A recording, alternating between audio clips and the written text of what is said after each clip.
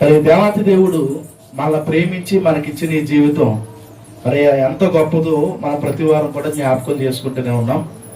అందులో మరి కేవలము 60 లేక ఈ 70 సంవత్సరాల ఈ లోకపరమైన లేకపోతే శరీరపరమైన జీవితమే చాలా గొప్పది అన్న సంగతి మనకు అర్థమైతే, మరి ఈ శరీరంతో ఉన్నటువంటి ఈ జీవితంలో మనకు 2 జీవితాలు కనపడుతున్నాయని అనేక సందర్భాల్లో మనం జ్ఞాపకం చేసుకుంటున్నాం.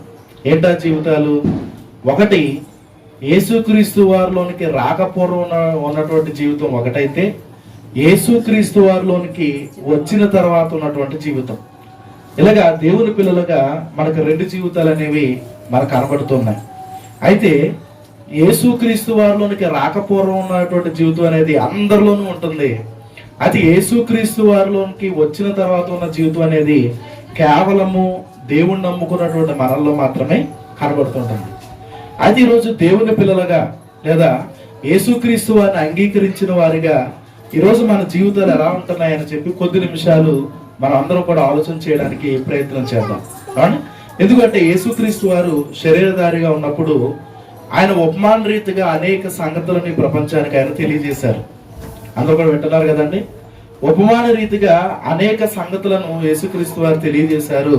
ఆ తెలియజేసిన ఒక సంగతిని ఈ రోజు మనం ఆలోచన చేద్దామండి. మత్తయి సువార్త 22వ అధ్యాయము, మత్తయి సువార్త 22వ అధ్యాయము 14వ వచనాన్ని మనం చదువుకుందాం. కాగా పిలువబడిన వారు అనేకులు, ఏర్పరచబడిన వారు కొందరే అని చెప్పాను. ఇక్కడ యేసుక్రీస్తు వారు ఒక ఉపమానాన్ని చెబుతూ ఆ ఉపమానం అయిపోయిన తదుపరి చివరిగా ఆయన మాట్లాడుతున్న మాట ఏమని మాట్లాడుతున్నాడు ఆయన? కాగా పిలువబడిన వారు అనేకులు, ఏర్పరచబడిన వారు కొందరే అంటున్నాడండి. ఏర్పరచబడిన వారు ఎందరంట? కొందరే. అంటే ఈ మాటను జనరల్ గా మనం ఆలోచన చేస్తే అనేక మంది పిలువబడ్డారట, కానీ ఆ పిలువబడిన వారందరూ కూడా ఏర్పరచబడిన వారు కాదట. అందరికి అర్థమవుతుంది కదండి. పిలువబడిన వారు అనేక మంది అంటున్నారు ప్రభులు వారు, కానీ అందులో ఏర్పరచబడిన వారు మాత్రం కొందరే అంటున్నారు. అంటే ఈ విషయాన్ని మనం ఆలోచన చేయగలిగితే లోకంలో అప్పుడప్పుడు మనం కొన్ని విషయాల్లో అందరిని పిలుచుకున్నప్పుడు ఏదైనా ఒక ఇంట్లో ఒక శుభకార్యం జరిగినప్పుడు అందరిని పిలుచుకున్నా అందరికి అన్ని విషయాల్లో ప్రాతినిధ్యం ఇస్తామా? ఇవ్వం.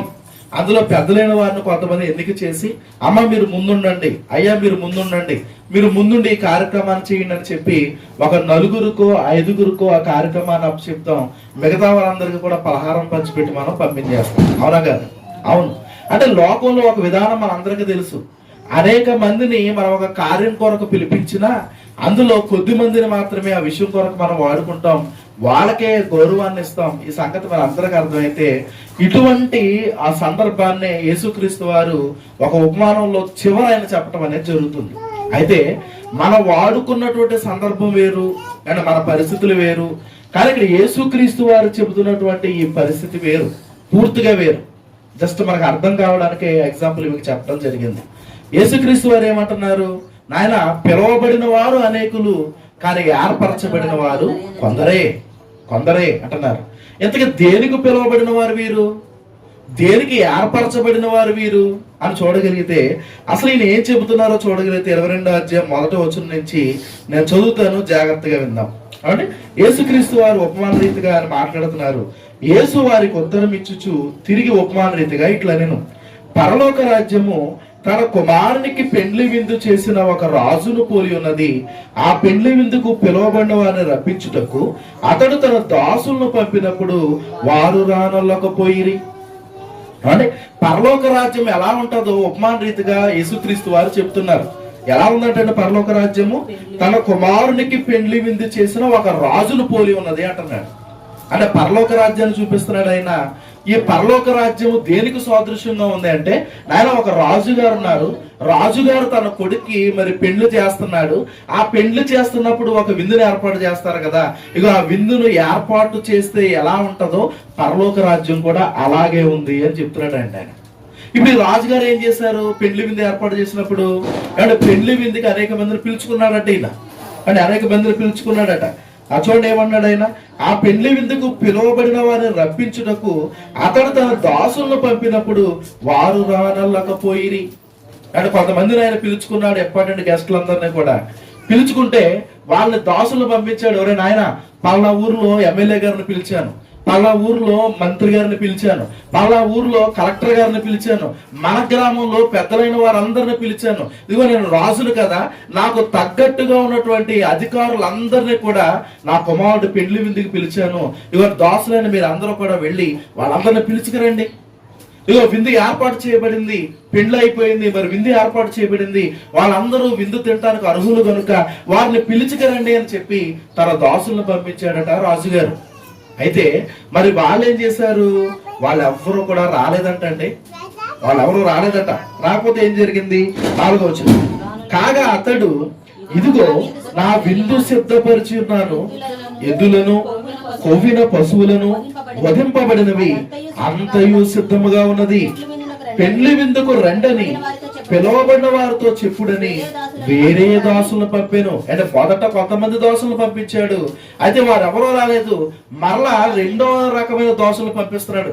ఏమంటే రాజుగారు వేరే దాసులను పంపిస్తున్నాడు. ఇగో కొవ్విన ఎడ్లతో సిద్ధం చేసిన విందు సిద్ధంగా ఉంది, ఇంకో చక్కని ఆహార పదార్థాలు మీ కొరకు సిద్ధంగా ఉన్నాయి అని చెప్పి మరి వేరే దాసులను వారి దగ్గర పంపించాడట. 5వ వచనం, అయితే వారు లక్ష్యము చేయక ఒకడు తన పొలమునకును మరి ఒకడు తన వర్తకమునకు వెళ్ళి. అంటే రాజుగారు దాసులను పంపిస్తున్నాడు, ఈ దాసులను పంపిస్తుంటే ఎవరు లక్ష్యం చేయటం లేదు, ఎవరు కూడా ఆ విషయాన్ని వారి మనసులోకి ఎక్కించుకోవటం లేదు.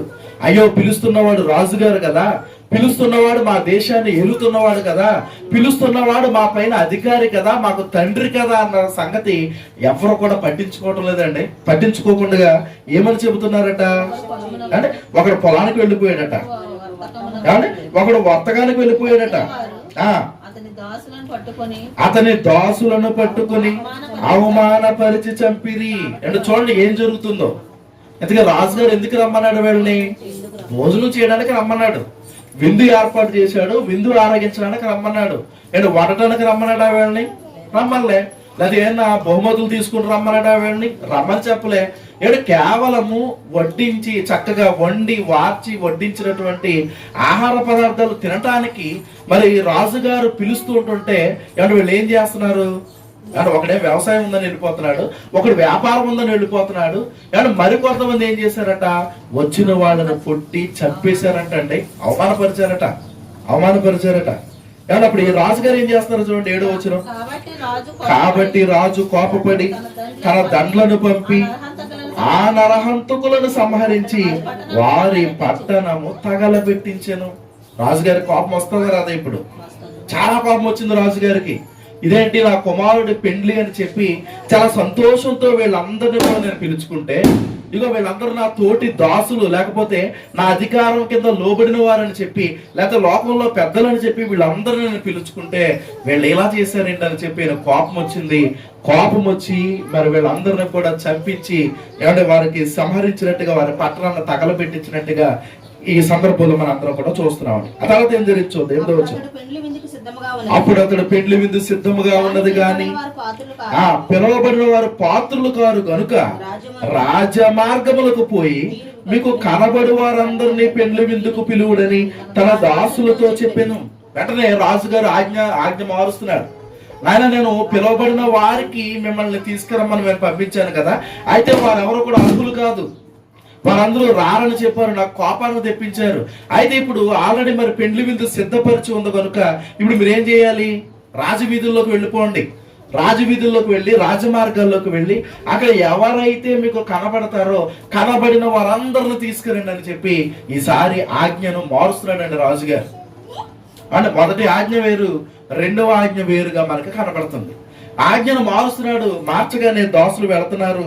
ఏం జరుగుతుంది చూడండి, 10వ వచనం, ఆ దాసులు రాజమార్గములకు పోయి చెడ్డవారినేమి మంచివారినేమి తమకు కనబడిన వారందరినీ పోగు చేసిరు కనుక విందుకు వచ్చిన వారితో ఆ పెండ్లిశాల నిండెను. అంటే ఎలాగైతే దాసులంతా వెళ్ళిపోయారు, వెళ్ళిన వారు అందరూ కూడా వారు కనపడిన వారు అందరినీ కూడా పిలుస్తున్నారు. అందులో మంచివారు ఉన్నారు, అందులో చెడ్డవారు కూడా ఉన్నారు. ఈ మంచివారిని చెడ్డవారిని అందరినీ పోగు చేశారు. అయ్యా రాజుగారు పెళ్లి విందు ఏర్పాటు చేశారు, ఆయన కుమారుడి పెళ్లి జరుగుతుంది, మీరు రండి అని చెప్పగానే అందరూ కూడా మరి మామూలు సామాన్యులంతా కూడా వచ్చారు.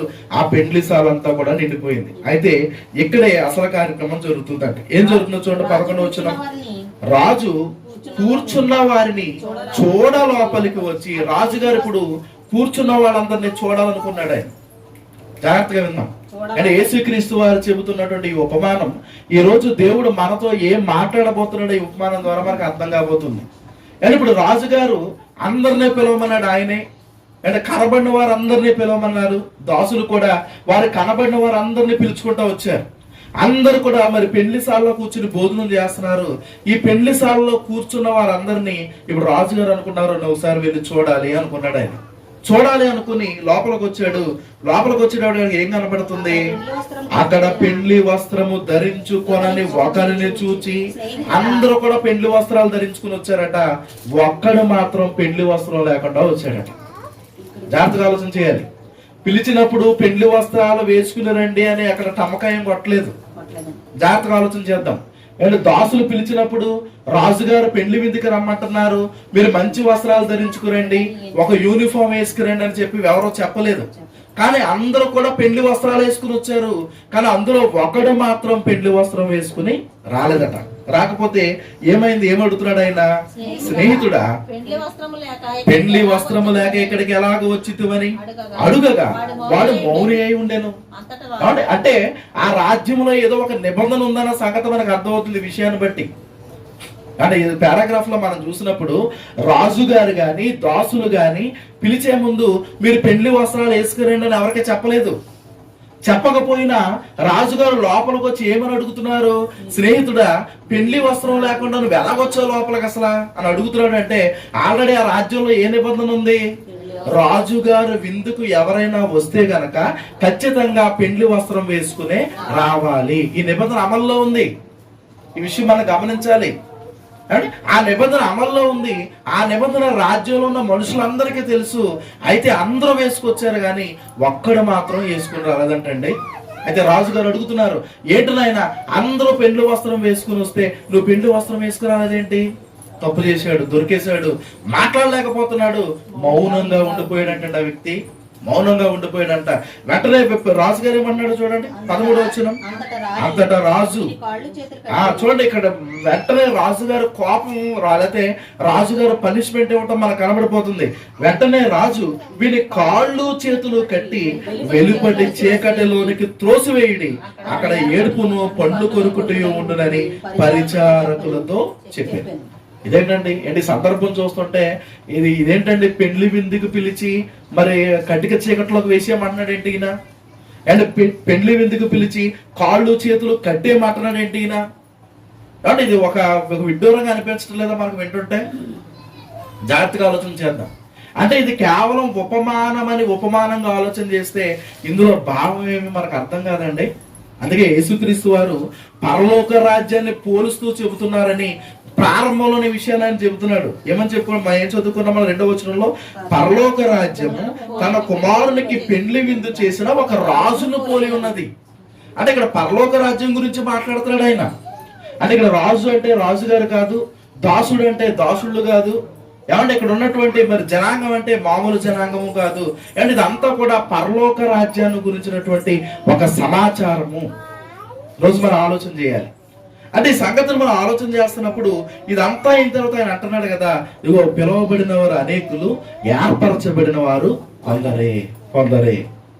అంటే ఈ సందర్భాన్ని అంతా మనం ఆలోచన చేస్తున్నప్పుడు అంటే ఉపమానం ద్వారా దేవుడు మనకు తెలియజేస్తుంది ఏంటి అంటే పరలోక రాజ్యానికి అర్హులుగా అంటే దేవుడు మొట్టమొదటిగా ఒక జనాంగాన్ని ఎంచుకున్నాడు. ఎవరా జనాంగం? ఎవరండి? ఇశ్రాయేలు జనాంగం, యోధా గోత్రం. అంటే యోధా గోత్రంలో నుంచి అంటే యేసుక్రీస్తు వారు రావాలని చెప్పి అంటే ఇశ్రాయేల్ అందరినీ కూడా అంటే చాలా చక్కగా నా జనాంగం అని చెప్పి దేవత దేవుడు వారిని కాపాడుకుంటూ కాస్తూ వారిని నా ప్రత్యేకమైన జనాంగం అని చెప్పి వారికి పేరు పెట్టి వారిని ఎంచుకుంటూ కాపాడుకుంటూ వచ్చాడు. అయితే ఇశ్రాయేల్ జనాంగం ఏం చేశారు? కాలక్రమేణా ఏం చేశారండి? యేసుక్రీస్తు వారిని దేవుడు అన్నాడు ఒప్పుకోలేదు, కానీ యేసుక్రీస్తు వారిని ప్రభు అని వారు ఒప్పుకోలేదు. ఎప్పటికీ కూడా ఇశ్రాయేల్లో అనేకులు, యూదుల్లో అనేకులు యేసుక్రీస్తు వారిని దేవుడని ఒప్పుకోరు. కేవలం ఒక ప్రవక్తని మాత్రమే వాళ్ళు మాట్లాడుతుంటారు. జాగ్రత్తగా ఆలోచన చేస్తే, అంటే ఇప్పుడు ఇశ్రాయేలీల జనాంగముగా ఒకనాడు మరి దేవుడు తన ప్రజలుగా వారిని ఎన్నుకుని, ఇగో వీరు నా పిల్లలు అని చెప్పి వాళ్ళకి ఎన్నో ఆధిక్యతలు ఇస్తే ఆధిక్యతలన్నీ వారు పోగొట్టుకున్నారు. ఇగో నన్ను ఆరాధించండి అంటే, ఇగో నువ్వు అసలు దేవుడివే కాదు అన్నారు యేసుక్రీస్తు వారిని. ఇగో నేనే మీకోసం ప్రాణం పెట్టడానికి వచ్చాను అంటే, ఇగో ఆయనను మరి బాహాటంగా సిలువ వేసి చంపేశారు ఆ రోజు. కాబట్టి ఆయన రక్షణ సంకల్పంలో భాగంగా దేవుడైనటువంటి ఆయన శరీరాన్ని ధరించుకుని ఈ భూమి మీదకి వస్తే ఏమంటే చాలా క్రూరంగా ఆనాడు యూదులే యేసుక్రీస్తు వారిని సిలువ వేసి చంపేసిన చరిత్ర బైబిల్ గ్రంథంలో మనం చూస్తున్నాం. అండ్ ఆ రీతిగా ఇదిగో యేసుక్రీస్తు వారిని అనగా ఇగో ఒక రాజు గారు పంపించినటువంటి రాజకుమారుణ్ణి ఏమండి మరి ఆనాటి ప్రజలు తిరస్కరించిన ఆ సందర్భాన్ని మనం ఇక్కడ చూస్తున్నాం. ఆ తర్వాత దేవుడి నిర్ణయం తీసుకున్నాడు. అంటే ఇదంతా కూడా మన భవిష్యత్తు, ఇదంతా మన చరిత్ర చెబుతున్నాడు దేవుడు ఇందులో. తర్వాత దేవుడు ఏం నిర్ణయం తీసుకున్నాడు? ఇగో ఏర్పరచబడిన వారు ఇందులో లేరు, ఇగో వీళ్ళని నేను పిలుచుకుంటున్నాను కానీ వీరు నా పిలుపుకు లోపట్టం లేదని చెప్పి అంటే రాజమార్గాల్లో ఉన్న మన అందరి దగ్గరికి స్వార్థ పంపించాడండి దేవుడు. అంటే మన అందరం కూడా అంటే మన అన్యుల్లోంచి వచ్చిన వాళ్ళమా లేకపోతే ప్రారంభం నుంచి క్రైస్తవులమా? అంటే మన అన్యుల్లోంచి వచ్చిన వాళ్ళం. అంటే బైబిల్ చరిత్ర గురించి మనం ఆలోచన చేయగలిగితే కేవలం ఇశ్రాయేలీలు మాత్రమే దేవుని జనాంగంగా మొట్టమొదట పిలువబడ్డారు పాత నిబంధన చట్ట ప్రకారంగా, ధర్మశాస్త్ర ప్రకారంగా. కానీ కాలక్రమేణా దేవుడు ఏం చేశాడు? ఆ రక్షణను కేవలం ఇశ్రాయేలులకు మాత్రమే కాదు, కొత్త నిబంధన చట్ట ప్రకారంగా ఈరోజు అన్యులమైన మన అందరికీ కూడా దేవుడు ఇచ్చాడు. ఆడిన నేల మీద ఎక్కడైతే మనుషులు ఉన్నారో, ఎవరైతే యేసుక్రీస్తు వారి రక్షకులను ఒప్పుకుంటున్నారో, ఎవరైతే వాక్యానికి లోబడుతున్నారో వారందరినీ కూడా నా పిల్లలు అని చెప్పి దేవుడు పిలవటం అనేది మనం చూస్తున్నామండి. ఇప్పుడు రాజమార్గాల్లో ఉన్నవారు మనమైతే ఇప్పుడు మన అందరి దగ్గరికి ఆయన ఒక శుభవర్తమానం పంపించాడు. ఏంటా వర్తమానం? ఇగో రాజుగారు తన కుమారుడికి పెండ్లి విందు ఏర్పాటు చేశాడు. ఇగో రాజుగారు తన కుమారుడిని ఈ లోకానికి పంపించారు. ఇగో దేవాతి దేవుడు తన ప్రియ కుమారుణ్ణి ఈ లోకానికి పంపించారు. ఎందుకు పంపించారు? రక్షణ మార్గాన్ని ఏర్పాటు చేయడానికి పంపించాడు ఆయన. ఇగో రక్షణ కార్యక్రమం జరుగుతుంది, ఆ రోజుల్లో జరిగిపోయింది, ఈ రోజుల్లో మనం ఆలోచన చేయగలిగితే ఇగో ఆ రక్షణ కార్యక్రమంలో భాగంగా విందు జరుగుతుంది. ఇగో సంఘం ఏర్పడింది. ఈ సంఘంలోనికి మిమ్మల్ని పిలుస్తున్నాడు రండి అని చెప్పి తన దాసుల ద్వారా దేవుడు పిలుస్తున్నాడు. కొన్ని వందల సంవత్సరాలుగా ఈ ప్రాసెస్ జరుగుతుందండి. అర్థం చేసుకోవడానికి ప్రయత్నం చేద్దాం. అని తండ్రి అయిన దేవుడు తన కుమారుడైన యేసుక్రీస్తు వారిని రక్షణ సంకల్పంలో భాగంగా ఈ లోకానికి శరీరంగా ఆయన పంపించాడు. ఆ పంపించినప్పుడు ప్రారంభమైనటువంటి ఈ పెండ్లి విందు అలా కొనసాగుతూనే ఉంది. ఆ పెండ్లి విందులోనికి దేవుడు ప్రతి తరములో ప్రతి ఒక్కరినే పిలుస్తున్నాడు. ఆ పిలిచిన పిలుపుకు బదులుగానే ఈరోజు నువ్వు నేను మనందరం కూడా ఈరోజు సంఘంలోకి వచ్చి మనందరం కూర్చున్నాం, పిలుపును అందుకుని వచ్చి కూర్చున్నాం. అయితే ఇక్కడే చిన్న మరి మెలుకు ఒకటి మనకు కనబడుతుంది. అందరిని పిలిచాడా దేవుడు? అందరిని పిలిచాడు. ఇందులో ఏ భేదము లేదు. ఇందులో మంచివారు ఉన్నారు, చెడ్డవారు ఉన్నారు. అండ్ ఇందులో ధనవంతులు ఉన్నారు, దరిద్రులు ఉన్నారు. అండ్ ఇందులో మరి పెద్దలు ఉన్నారు, చిన్నలు ఉన్నారు, అందరూ ఉన్నారు. ఈ పిలుపులో అందరికీ పిలుపొందింది. అందరూ కూడా దేవుని సన్నిధికి వస్తున్నారు. అయితే ఇక్కడ ఏం జరుగుతుందంటే దేవుడు ఈ పిలువబడిన వారిని లేక వచ్చిన వారిని చూడడానికి పెండ్లిశాలలోనికి వస్తున్నాడు. ఇప్పుడు ఆయన పెండ్లిశాలలోనికి వస్తున్నాడు ఆయన. నువ్వు ఆ పెండ్లి విందులోనికి నువ్వు ఏ వయసులో అయితే వచ్చావో ఆ వయసులో వచ్చినప్పుడు దేవుడు నిన్ను చూడడానికి వస్తున్నాడు. దేవుడు నన్ను చూడడానికి వస్తున్నాడు. ఇలా మనం చూడడానికి వచ్చినప్పుడు ఇప్పుడు ఖచ్చితంగా మనకి ఏమి ఉండాలంటున్నాడు ఆయన? పెండ్లి వస్త్రం ఉండాలి అంటున్నాడండి. పెండ్లి వస్త్రం ఉండాలి. పెండ్లి వస్త్రము లేకుండా పెండ్లి శాలలో మనం కూర్చుంటే అంటే మనం పిలువబడిన ఆ పిలుపు వ్యర్థం అంటున్నాడు దేవుడు. అందుకే చాలా కఠినంగా ఆయన మాట్లాడుతున్నాడు. ఏమని మాట్లాడుతున్నాడు? మరలా చూడండి 12వ వచనం. స్నేహితుడా, పెండ్లి వస్త్రము లేక ఇక్కడికి ఎలాగూ వచ్చితుమని అడుగగా, అంటే ఇప్పుడు ఏమంటే ఆ రోజు ఉపమానంలో దేవుడు అడిగినట్టుగా ఈ రోజు దేవుడు కూడా మనల్ని అడిగితే నిజంగా ఇక్కడ కూర్చున్న మనలో ఎంత మందికి పెండ్లి వస్త్రం ఉంది? పెండ్లి వస్త్రం అంటే అంటే పెండ్లి వస్త్రం అంటే బాప్తిస్మ అనుభవం. ఏమంటే ఈ సంఘము అనేది ఏమంటే ఇది విందు అయితే ఇది విందుశాల. అంటే చర్చ్ అనేది ఒక విందుశాల ఉపమాన ప్రకారంగా.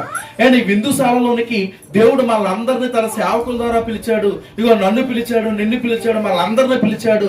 మనం ఆ పిలుపు అందుకుని సంఘంలోకి వచ్చాం. ఈ సంఘంలోకి వచ్చిన మనకు ఏముండాలంటున్నాడు దేవుడు? ఖచ్చితంగా పెండ్లి వస్త్రం ఉండాలి. ఖచ్చితంగా పెండ్లి వస్త్రం ఉండాలి. పెండ్లి వస్త్రం అంటే యేసు క్రీస్తు వారు నా రక్షకుడని ఒప్పుకుని మన పాపాలకు ప్రాయశ్చిత్తంగా అంటే బాప్తిస్మ అనుభవంలోకి వచ్చి సంఘంలో మనం చేర్చబడాలి. అదే పెండ్లి వస్త్రం. అదే పెండ్లి వస్త్రం. ఏమంటే ఇలా ఈ పెండ్లి వస్త్రము మరి లేకపోతే ఆయన అంటున్నాడు కదా, కాళ్ళు చేతులు కట్టి వెలుపల్లి చీకటిలోనికి త్రోసేస్తాను, నేను త్రోసేస్తాను అంటున్నాడు ఆయన. అంటే ఇప్పుడు కాళ్ళు చేతులు కట్టి వెలుపల చీకటిలో త్రోసేయడం అంటే ఎక్కడికి పంపించేస్తున్నట్టు? ఆరని అగ్నిలోనికి, నరకంలోనికి ఆయన పంపేస్తాను అంటున్నాడండి. ఈ విషయాలను ఈ రోజు మనందరం కూడా చాలా జాగ్రత్తగా మనం ఆలోచన చేయాలి. ఎందుకు దేవాతి దేవుడి విషయాలు మనకు తెలియజేస్తున్నాడంటే ఈనాటికి కూడా మరి సంఘాలకు వెళుతున్న అనేక మంది మన సోదరులు సోదరీమణులు అంటే బాప్తిస్మం దగ్గరకు వచ్చేటప్పటికి కొంచెం వెనుకడుగు వేస్తూ ఉంటారు. అనంటారా కాదంటారా? అవును, సభలకు వెళ్తారు, అంటే కానుకలు ఇస్తారు, అండ్ పరిచర్య చేస్తారు, పాటలు పాడతారు, వాక్య ప్రకటనలు చేస్తారు, అన్ని పనులు చేస్తారు, బరకాలు వేస్తారు, అన్ని వేస్తారు. కానీ యేసుక్రీస్తు అన్న రక్షకుడిగా అంగీకరించండి, బాప్తిస్మం తీసుకోండి అనేటప్పటికి ఏమంటారు? అప్పుడే వయసు అయిపోయిందా అండి, పిల్లలకు పెళ్లి చేయాలండి, పిల్లలకు ఉద్యోగాలు రావాలండి, లేకపోతే పిల్లలు పెద్దోళ్ళు అవ్వాలండి, అంటే ఇలాగ కొన్ని సాకులు చెప్పి బాప్తిస్మం తీసుకోకుండా మరి నెట్టి వేస్తూ మరి ముందుకు వెళ్ళిపోతున్న పరిస్థితులు అనేక మంది మన సోదరుల్లో కనపడుతూ ఉంటాయి. అయితే ఇక్కడ దేవుడు ఏం మాట్లాడుతున్నాడు? దేవుడు ఏమైనా మాట్లాడుతున్నాడు? ఇగో నువ్వు సంఘంలోనికి వస్తున్నావు అంటే, అంటే నువ్వు దేవుని సహవాసంలోనికి నువ్వు వస్తున్నావు అంటే, నన్ను ఆరాధించడానికి నువ్వు వస్తున్నావు అంటే, నన్ను స్తుతించడానికి నువ్వు వస్తున్నావు అంటే ఖచ్చితంగా నీకు పెండ్లి వస్త్రం ఉండాలి. చూడండి, మన స్కూల్కి పిల్లలను పంపించేటప్పుడు యూనిఫామ్ తో పంపిస్తామా, యూనిఫామ్ లేకుండా పంపిస్తామా? ఖచ్చితంగా యూనిఫామ్ వేసి పంపిస్తామండి. ఎందుకు వేసి పంపిస్తున్నారు? యూనిఫామ్ తీసేసి వారం రోజులు కూడా సివిల్ డ్రెస్ తో పంపించండి.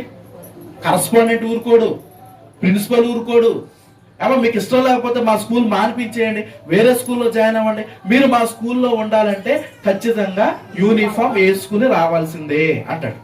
ఫీజులు కూడా తర్వాత, ముందు మేము పెట్టిన నిబంధనలు మీరు పాటించాలి అంటాడు.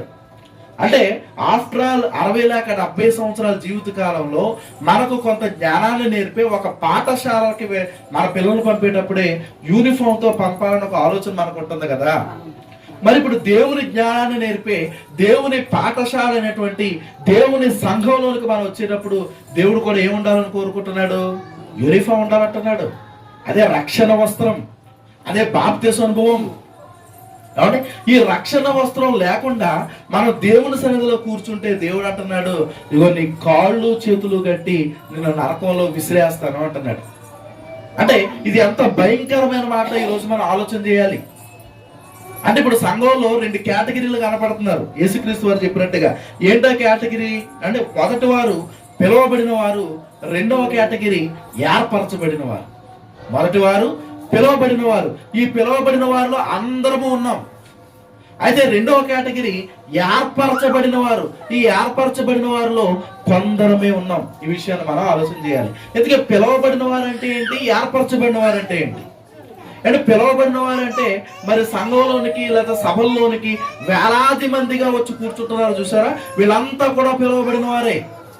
అయితే మరి ఏర్పరచబడిన వారంటే ఎవరు? ఒకసారి పేతురు గారు రాసిన మొదటి పత్రికలోకి వెళ్ళి ఒక విషయాన్ని మనం ఆలోచన చేయగలిగితే, పేతురు గారు రాసిన మొదటి పత్రిక అందరూ కూడా పరిశుద్ధ గ్రంథాన్ని తెరచి మనందరూ కూడా ఆలోచన చేద్దామండి. పేతురు గారు రాసిన మొదటి పత్రిక 2వ అధ్యాయము 9వ వచనం చూద్దాం.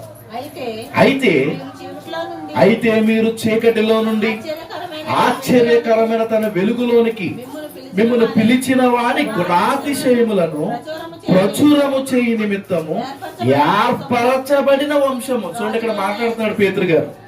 ఏర్పరచబడిన వంశమును, రాజులైన యాజక సమూహమును, పరిశుద్ధ జనమును, దేవుని సొత్తైన ప్రజలై ఉన్నారు అంటున్నాడు. ఏమండి అంటే ఇప్పుడు ఎవరి గురించి మాట్లాడతాడు ఇక్కడ? ఏమండి ఒక జనాంగం ఉన్నారు, ఆ జనాంగం అట ఏమండి ఎలా ఎలా ఇందులోకి వచ్చారట, చీకటిలో నుండి ఆశ్చర్యకరమైన వెలుగులోకి వచ్చారట. అంటే ఒక జనాంగం గురించి మాట్లాడుతున్నారు పేతురు గారు. ఆ జనాంగం చీకటిలో నుండి ఆశ్చర్యకరమైన వెలుగులోనికి వచ్చారట. ఆ వెలుగులోనికి ఒక ఆయన పిలిచాడట. ఆ పిలిచిన ఆయన యొక్క గుణాతిశయాలను ప్రకటించడానికి ఈ వచ్చిన వారు ఏర్పరచబడిన జనాంగం అంటున్నాడు ఆయన. అంటే ఇప్పుడు ఏర్పరచబడిన వారు ఎవరు అంటే మనకు ఊరకనే అర్థమైపోతుంది. ఈరోజు ఎవరమైతే మన పాపాలను ఒప్పుకుని యేసుక్రీస్తు వారు మన కొరకు చేసిన ఆ శిలువ బలియాగం దగ్గర ఆ శిలువ రక్తంలో మన పాపాలను కడుక్కుని శుద్ధులుగా చేయబడి ఆ శిలువను ఆశ్రయించి సంఘంలో చేర్చబడ్డామో అంటే మనమే ఏర్పరచబడిన వారు అండి. మనం ఏర్పరచబడిన వారు. జాగ్రత్తగా విషయాలు మనం ఆలోచన చేయాలి. అందుకే పేతురు గారు నొక్కి విషయాలు చెబుతున్నాడు. నాయన మీరు అంతా కూడా ఏర్పరచబడిన వారు. మీరు ఒకప్పుడు చీకటిలో ఉన్నవారు. మీ జీవితాలు చీకటి సంబంధమైన జీవితాలు. అటువంటి చీకటి సంబంధమైన పాప సంబంధమైన మీ జీవితాల నుంచి ఆశ్చర్యకరమైన తన వెలుగులోనికి దేవాతి దేవుడు మిమ్మల్ని నడిపించాడు తన కుమారుడైన యేసుక్రీస్తు వారి ద్వారా. ఈ విషయాన్ని మీరు మర్చిపోకూడదు అంటున్నాడు ఆయన. అలా మిమ్మల్ని నడిపించిన యేసుక్రీస్తు వారి యొక్క గొప్ప గుణాతిశయాలను మీరు ప్రకటన చేయాలి, మీరు ప్రచురించాలి అంటున్నాడు. అందుకే మిమ్మల్ని యాజకులుగా చేసుకున్నాడు ఆయన అని చెబుతున్నాడు. అందుకే మిమ్మల్ని రాజులుగా చేసుకున్నాడు ఆయన అని చెబుతున్నాడు. కాబట్టి నిజంగా ఈ విషయాలు మనం చూస్తున్నప్పుడు ఈరోజు దేవుని సంఘంలో చేర్చబడిన మనము ఎంత గొప్ప ఆధిక్యతను దేవుని ద్వారా పొందుకున్నామో ఈ సంగతులు మనం చూస్తున్నప్పుడు మాకు అర్థం కావాలి. అంటే ఏదో దేవుని సన్నిధికి వస్తున్నామంటే ఏదో వచ్చాము, 4 పాటలు పాడాము, 2 వాక్యాలు విన్నాము, కానుక ఇస్తాము, వెళ్ళిపోయాము అనుకుంటే అంటే నిజంగా అది దేవుని సన్నిధిలో అది విషయం కాదండి. అది అంటే ఇక్కడ వచ్చిన మనము మన జీవితాల్లో ఒకసారి మనం అర్థం చేసుకోవడానికి ప్రయత్నం చేయాలి. మనం రక్షణలోనికి రావటానికి మన దేవుడు నిర్ణయించిన రక్షణ సంకల్పం ఎంత గొప్పదో ఈరోజు ప్రతి ఒక్కరూ అర్థం చేసుకోవడానికి ప్రయత్నం చేయాలి. చీకటిలో నుంచి వెలుగులోనికి ఆ దేవుడు తీసుకురావటం వెనకాల ఆయన ఉద్దేశం ఎంత గొప్పదో ఈ రోజు మనం అర్థం చేసుకోవడానికి ప్రయత్నం చేయాలి. అంటే ఒకప్పుడు చీకటి జీవితాలు మనవి, ఆ చీకటిలో నుంచి వెలుగులోనికి ఆయన తీసుకొచ్చాడు అంటే ఆ తీసుకురావటం వెనకాల ఆయన రక్షణ సంకల్పం ఎంత గొప్పదో ఖచ్చితంగా మనం ఆలోచన చేయాలంటే చూడండి. అందుకే దాన్ని ఇంకా నొక్కి ఆయన ఏమని చెబుతున్నాడో చూస్తే ఇదే పేతురు గారు రాసిన మొదటి పత్రిక 2వ అధ్యాయము 24వ వచనం చూడండి. 24వ వచనం, మనము పాపముల విషయమై చనిపోయి నీతి విషయమై జీవించున్నట్లు ఆయన తానే తన శరీరమందు మన పాపములను మ్రాను మీద మోసుకొనెను. అంటే అక్కడ దేవుని సంకల్పం చూడండి ఎంత గొప్పగా కనబడుతుందో. అంటే ఆయనకు ఒక సంకల్పం ఉంది. ఏంటో సంకల్పం? మనము పాపాల విషయమై చచ్చిపోవాలి. కూర్చొని మనందరం పాపులమా నీతిమంతులమా? యేసుక్రీస్తు వారిని అంగీకరించక పూర్వం పాపులం మనం, అంతే కదండి. యేసుక్రీస్తు వారిని రక్షకుడుగా అంగీకరించక పూర్వం మనందరం కూడా పాపులమే. ఏ భేదము లేదు. అందరూ పాపము చేసి దేవుడు అనుగ్రహించు మహిమను పొందలేకపోతున్నారు. ఈ మాటను బట్టి అలాగే మన జీవితాలను బట్టి యేసుక్రీస్తు వారిని అంగీకరించక పూర్వం మనందరం పాపులమైతే ఇక పాపం వల్ల వచ్చే జీతం ఏంటి? మరణం. ఖచ్చితంగా మనందరం కూడా నరకానికి పోవలసిన వారం. అంటే చాలా సీరియస్ గా విన్నాం ఈ విషయాలను. ఖచ్చితంగా మన పాపులమైనప్పుడు యేసుక్రీస్తు వారిని రక్షకుడుగా అంగీకరించక పూర్వం మన జీవితాలు పాప జీవితాలమైనప్పుడు ఆ పాపం వల్ల వచ్చే జీతం మరణం అయినప్పుడు మనందరం కూడా నరకానికి వెళ్ళిపోవలసిన వారం మనం. ఇలా నరకానికి వెళ్ళిపోవలసినటువంటి మనలను దేవుడు నరకాన్ని పంపించేద్దాం అనుకున్నాడా? అనుకోలేదండి. ఆయన వీళ్ళ పాపులు కదా, ఎన్నిసార్లు గద్దించినా వీళ్ళ మాట వినరు కదా, ఎన్నిసార్లు నేను తిట్టినా నన్ను పట్టించుకోరు కదా, వీళ్ళు నరకానికి పంపించేద్దామని దేవుడు అనుకోలేదు. దేవుడు ఏమనుకున్నాడు? ఇప్పుడు మనం చదువుకున్నాం, వీళ్ళు పాపాల విషయమే చచ్చిపోవాలి, నీతి విషయమే జీవించాలి. ఇది దేవుని సంకల్పం. చూసారా మన దేవుడు ఎంత గొప్ప దేవుడు. పాపముల విషయమై చచ్చిపోవాలి, నీతి విషయమై జీవించాలి. పాపముల విషయమై చచ్చిపోవాలి, నీతి విషయమై జీవించాలి. ఇప్పుడు పాపముల విషయమై చచ్చిపోయి నీతి విషయమై జీవించాలంటే ఇప్పుడు నా కుమారుణ్ణి పంపించాలి. ఇది దేవుని యొక్క రక్షణ సంకల్పం. అంటే ఎలా ఎలా ఎలా జరుగుతుందండి ఈ క్రియ? పాపాల విషయమై చచ్చిపోయి నీతి విషయమై జీవించాలి అంటే నేను ఒక మేకను వధిస్తే జరిగిపోతుందా? ఒక కోడెను వధిస్తే జరిగిపోతుందా? ఒక ఆవును వధిస్తే జరిగిపోతుందా? ఒక దహన బలి అర్పిస్తే జరిగిపోతుందా అంటే వాటి వేటి వల్ల జరగదు. వేటి రక్తము పరిశుద్ధమైనది కాదు. కొన్ని మనుషుల్లో ఎవరి రక్తమైనా పరిశుద్ధమైందా? ఏ మనిషి అయినా పరిశుద్ధుడిగా ఈ భూమి మీద బ్రతకగలడా అంటే ఏ మనిషి కూడా ఈ భూమి మీద పరిశుద్ధుడిగా బ్రతకలేడు. ఏ రక్తము కూడా పరిశుద్ధమైనది కానే కాదు. మరి ఎవరి రక్తము ద్వారా ప్రోక్షణ జరగాలి అంటే ఎవరి రక్తము మనకు క్షమాపణ కలుగజేయాలి అంటే కేవలము దేవుని రక్తము మాత్రమే మనకు క్షమాపణ కలుగజేయగలుగుతుంది. కనుక అంటే దేవాతి దేవుడు తన కుమారుడైన యేసుక్రీస్తు వారిని ఈ లోకానికి పంపించడానికి ఆయన సంకల్పించాడండి. అందుకే ఆయన అంటున్నాడు, నాయనా నువ్వు వెళ్ళాలి, ఈ భూమి మీదకి నువ్వు భూమి మీదకి వెళ్ళాలి, ఇగో శరీరధారిగా వెళ్ళాలి, శరీరాన్ని ధరించుకోవాలి, అందులో నువ్వు రిక్తుడిగా నువ్వు చేసుకోవాలి, దాసుడు స్వరూపాన్ని నువ్వు ధరించుకోవాలి, నువ్వు సిలువ నెక్కాలి, సిలువలో నీ రక్తాన్ని చిందించాలి, ఇగో నీ శరీరాన్ని నలగొట్టుకోవాలి, నువ్వు పొందిన దెబ్బల చేత వాళ్ళకు స్వస్థత కలగాలి, నీ రక్తము చేత వాళ్ళ పాపాలకు ప్రాయశ్చిత్తం కలగాలని చెప్పి మన తండ్రి దేవుడు తన కుమారుడైన యేసుక్రీస్తు వారిని ఈ లోకానికి పంపించినప్పుడు ఆయన సంకల్పాన్ని చెబుతున్నాడు. ఏమని చెబుతున్నాడు ఆయన? మీరు పాపాల విషయమే చచ్చిపోవాలి, నీతి విషయమే మీరు జీవించాలి. ఇలా జీవించాలంటే ఇప్పుడు ఏం జరగాలి చూడండి, చెబుతున్నాడు, ఆయన తానే తన శరీరమందు మన పాపములను మాను మీద మోసుకునేను. ఆయన తానే తన శరీరమందు మన పాపములను మ్రాను మీద మోసుకునేను. మనము పాపం చేయటం ఏంటి? మన ప్రభువు మన పాపాలను ఆయన శరీరం మీద ఆ మ్రాను మీద మోయటం ఏంటి అంటే ఎప్పుడైనా ఆలోచన చేస్తామో చెప్పండి. అంటే మనం పాపం చేస్తే మన ప్రభువు మన పాపాలను ఆయన భుజం మీద వేసుకుని ఆ సిలువనెత్తుకుని ఆ సిలువలో మన పాపాలకు శిక్ష వేయటం ఆలోచన చేయండి. ఆయన మన శిక్షను భరించడం ఆలోచన చేయండి. అంటే ఇది గొప్పగా కనిపించడం లేదండి. ఈరోజు మన ప్రభు యొక్క త్యాగాన్ని మనం గొప్పగా ఆలోచన చేయాలి. ఈరోజు ఈ రక్షణ కార్యం అనేది, ఈ రక్షణలోకి రావటం అనేది ఊరికనే జరిగిపోయింది కాదండి. ఇది దీని విలువ ఈ రోజు అర్థం కాక ఏమంటే ఈరోజు ఆదివారం అంటే ఆదివారం కదండి దేవుని సన్నిధికి వెళ్ళాలి, ఆదివారం కదండి 2 పాటలు పాడాలి, ఆదివారం కదండి. ఈ రోజు కూడా అండి చాలా మంది, అంటే నేను ఎవరినేమో అంటలేదు కానీ అంటే ఇంపార్టెంట్ పని ఉండి లేదా హాస్పిటల్ వరకు ఉండి దేవుని సన్నిధి విడిచిపెట్టిన వారిని పక్కన పెడితే ఈ రోజే అనేక పనులు పెట్టుకుని అంటే చుట్టాలను పలకరించడానికి అవసరం లేకపోయినా సరే, అంటే మా గ్రామంలో కూడా అక్కడ మన ధర్మంలో సహవాసం ఉన్న వారు కూడా కొంతమంది మరి వాళ్ళ పలకరింపుల కోసం ఈ రోజు ఉదయాన్నే బయలుదేరి వెళ్ళారండి. రాత్రి బయలుదేరిన వారు కొంతమంది ఎందుకు వెళుతున్నారు అంటే ఆదివారం సెలవు కనుక. అండ్ సోమవారం నుంచి శనివారం వరకు మరి మన పనులు పోతాయి. ఆలోచన చేయండి. అంటే ఈ రోజు ఒక క్రైస్తవులుగా మరి ఆలోచన విధానం ఎలా ఉంటుందంటే ఆదివారమే సెలవు కనుక దేవుడికి సమయాన్ని ఇవ్వకపోయినా పర్వాలేదు, ఆ సమయానికి అక్కడ ఏదో చర్చ్ ఉంటుంది, అరగంట సేపు కూర్చుని ఆమె అనుకుని వెళ్ళిపోతే దేవుడు సమయాన్ని ఇచ్చేసినట్టే. అండ్ ఇటువంటి ఒక భయంకరమైన విపరీతమైన ద్వారంలోనికి ఈరోజు సంఘాలు వెళ్ళిపోతున్నాయి.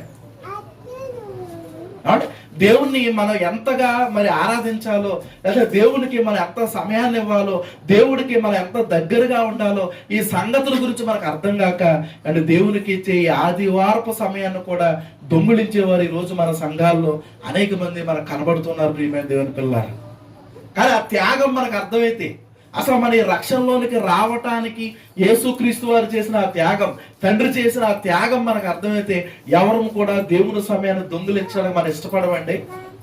అందుకని అంటున్నాడు, మళ్ళా చదువు మాట 24 చాలా బాగుంటుందండి ఈ మాట.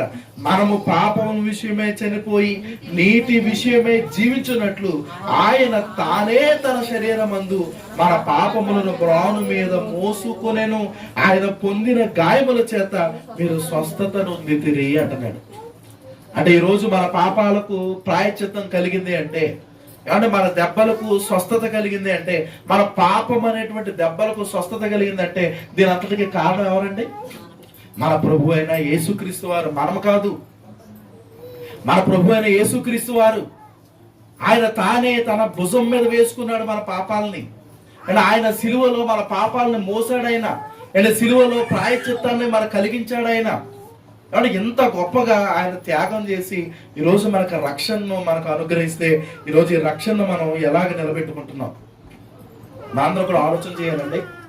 ఈ రక్షణ మనం ఎలా నిలబెట్టుకుంటున్నాం? అందుకే కింద అంటున్నాడు కదా 25వ వచనం, మీరు గొర్రెల వలె దారి తప్పిపోతురు గాని ఇప్పుడు మీ ఆత్మల కాపరియు అధ్యక్షుడైనటువంటి ఆయన వైపునకు మళ్ళీ ఉన్నారు. అంటే ఒకప్పుడు మనం గొర్రెల వలె దారి తప్పిపోయాం, అది పాత జీవితం. మరలా ఇప్పుడు యేసుక్రీస్తు వారిలోకి వచ్చాక కూడా మేము మరలా తప్పిపోతాం అంటే ఏదైనా బాగుంటుందా? ఆలోచన చేయాలి. ఆదివారం దేవునికి ఇవ్వాల్సినటువంటి సమయాన్ని మేము దేవునికి ఇవ్వము, మరలా మా పనులకి ఇస్తాం. దేవునికి ఇవ్వము, మరలా మా కార్యక్రమాలకు ఇస్తాం. దేవునికి ఇవ్వము, మరలా మా సొంత పనుల్లో మేము ఉండిపోతాం అంటే అది ఏమైనా బాగుంటుందా? ఆలోచన చేయాలండి మనం అంతా కూడా. అంటే దేవుడు మాట్లాడుతున్నాడు ఇక్కడ, ఇగో మీరు పూర్వం ఎలాగున్నారో తెలుసా, గొర్రెల వలె దారి తప్పిపోయారు మీరు. అది మీ పూర్వపు స్థితి, అది మీ పూర్వపు స్థితి. అయితే ఇప్పుడేం జరిగింది, మీ ఆత్మల కాపరి అధ్యక్షుడైన ఆయన వైపుకు మీరు మళ్ళేశారు, మీరు తిరిగిపోయారు. మీరు బాప్తిసం తీసుకుని సంఘంలో చేర్చబడ్డారు అంటే మీరు దేవుని వైపు తిరిగారు. మీరు దేవుని వైపు మీరు తిరిగారు. ఈ దేవుని వైపు తిరిగిన మీరు మరలా వెనక తిరుగుతున్నారేంటి అని అడుగుతున్నాడు ఆయన. మళ్ళా వెనక తిరుగుతున్నారేంటి, నా పనులు అంటున్నారేంటి, లేకపోతే మాకేదో ఇబ్బందులు అంటున్నారేంటి, మా ఇరుకులు అంటున్నారేంటి? మీరు దేవుని వైపు తిరిగారు కదా, ఇగో మీ ప్రతి భారము ఆయన మీద వేయాలి కదా, ఆయన మీద వేసినప్పుడు ఆయన మిమ్మల్ని నడిపిస్తాడు కదా, మీ విశ్వాసం ఏమైంది అన్నట్టుగా అంటే దేవుడు తన కుమారుడు ద్వారా ఇక్కడ మాట్లాడుతున్నాడండి. ఈ రోజు పరిశుద్ధాత్మ దేవుని ప్రేరణ ద్వారా దేవుడు మనతో మాట్లాడుతున్నాడు. జాగ్రత్తగా ఆలోచన చేద్దాం. మనందరం కూడా పిలువబడిన వారమే. అంటే ఉపమానంలో యేసుక్రీస్తు వారు మనకు తెలియజేయబడిన రీతిగా మనందరం కూడా పిలువబడ్డాం. సేవకులైన వారు అనేక మంది తన సువార్తను ప్రకటించడం ద్వారా, దేవుడు సేవకులు నిలవబెట్టి ఆయన సువార్తను ప్రకటింప చేయడం ద్వారా ఒక్కొక్క సమయంలో ఒక్కొక్కరుగా మనం పట్టబడినటువంటి మనం ఆయన సంఘంలోకి అందరంగా ఇప్పుడు పిలువబడ్డాం, సంఘంగా ఏర్పరచబడ్డాం. అయితే ఈ పిలువబడినటువంటి మనము ఇప్పుడు ఏర్పరచబడిన వారిగా మనం మారగలుగుతున్నామా? ఈ సంగతిని మనం ఆలోచన చేయాలి. ఏర్పరచబడిన వారైతే ఎలా ఉంటారు? ఇలాగ మనం చదువుకున్నట్టుగా, ఏమంటే మనం 2వ అధ్యాయము 10వ వచనంలో మనం చదువుకున్నట్టుగా ఏర్పరచబడిన వారు ఎలా ఉంటారు? ఎవరైతే మనల్ని చీకటిలో నుంచి ఆశ్చర్యకరమైన తన వెలుగులోనికి నడిపించారో ఆ దేవాతి దేవుని యొక్క గుణాతిశయాలను ప్రకటించేవారిగా మారిపోతాం. ప్రకటించేవారిగా మారిపోతాం. ఈ ప్రకటించేవారిగా మారేటువంటి మన జీవితాల్లో మన జీవితం ఎలాగైపోతుంది? పరిశుద్ధత వస్తుంది. పరిశుద్ధమైన జనాంగంగా మారిపోతాం. ఆయన సొత్తైన ప్రజలుగా మారిపోతాం. రాజులైన యాజక సమూహంగా మారిపోతాం.